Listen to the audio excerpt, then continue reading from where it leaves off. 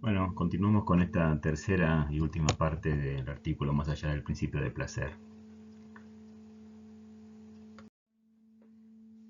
A partir de considerar la compulsión a la repetición como algo inherente a la pulsión y plantear esta diferenciación entre pulsiones de creación y pulsiones conservadoras que tienden a la vuelta hacia lo inorgánico, Freud va a replantear su primera dualidad pulsional, la que había desarrollado en 1915, entre pulsiones yoicas versus pulsiones sexuales, donde las pulsiones yoicas tendían a la autoconservación del individuo, y mientras que las pulsiones sexuales estaban dirigidas al objeto sexual con el fin de la reproducción.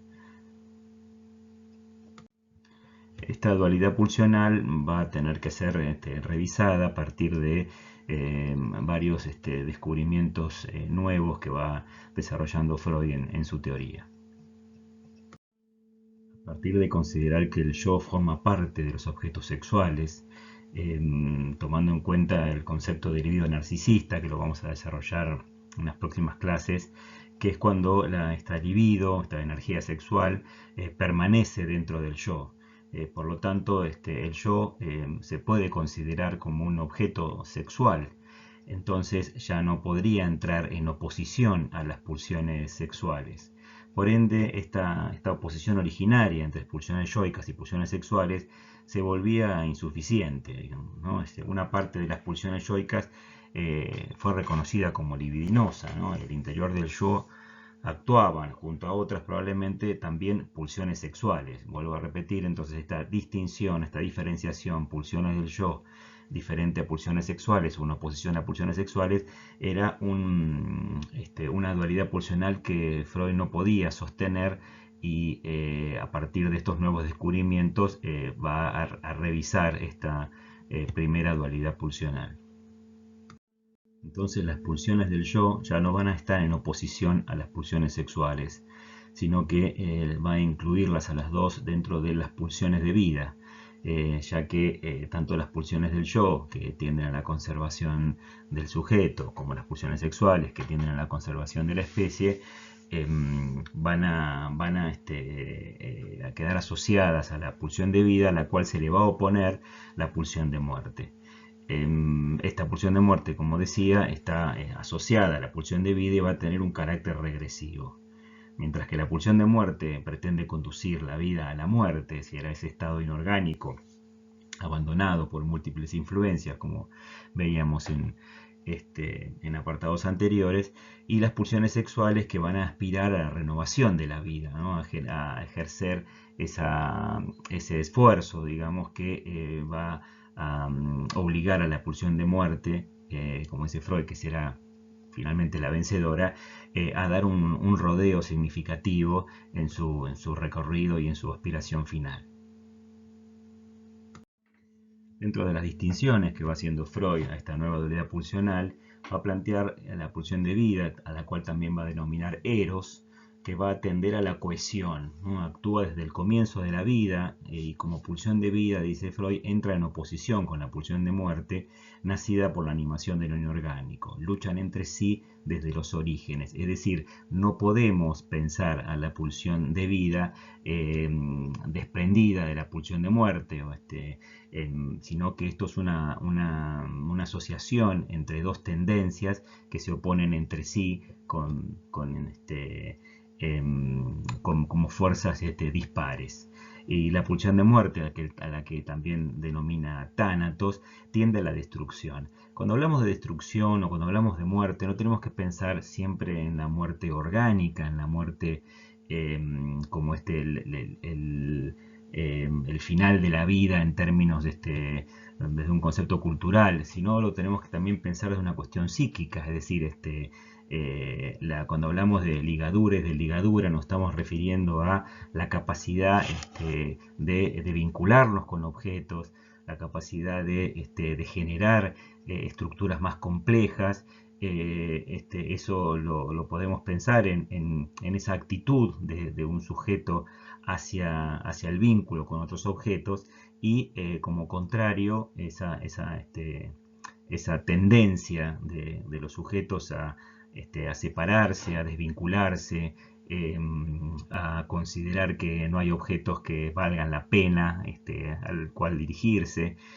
Bueno, digo, son maneras de poder pensar a cómo actúa esta pulsión de muerte desde una cuestión más descriptiva, y acercarnos un poco más eh, desde una mirada más general a cómo podemos entender esta nueva dualidad pulsional que nos plantea Freud.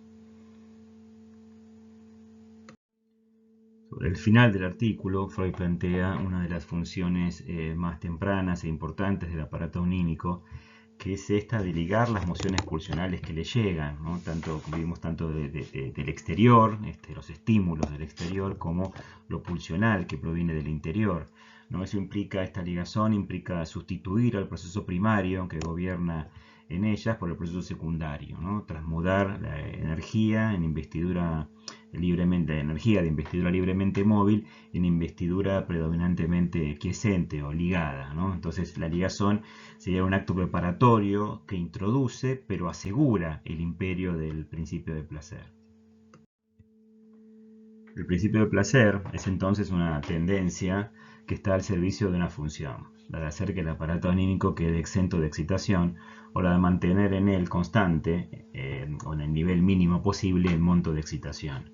Cuando hablamos de quedar exento de excitación, estamos hablando de la tensión cero, que estaría más ligado a esto que tenemos acá al final, ¿no? La aspiración más universal de todo lo vivo, volver atrás, que sería el reposo del mundo inorgánico, es decir, la muerte, ¿no? Mientras que, digamos, algo vinculado al principio del placer también está en mantener ese nivel constante de la tensión, de la excitación, que nos permita un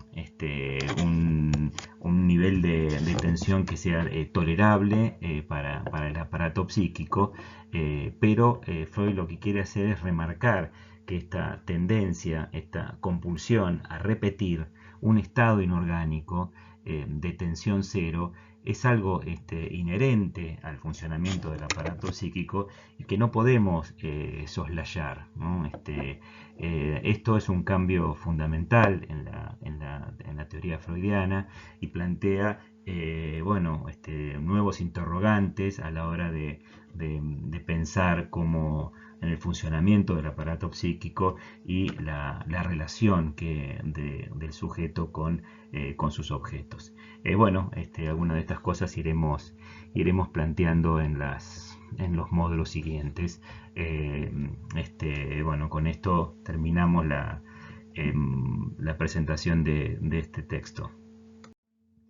Bueno, a modo de síntesis de este artículo, que es muy complejo y que en el cual Freud va desarrollando muchos conceptos y planteando conceptos nuevos, novedosos.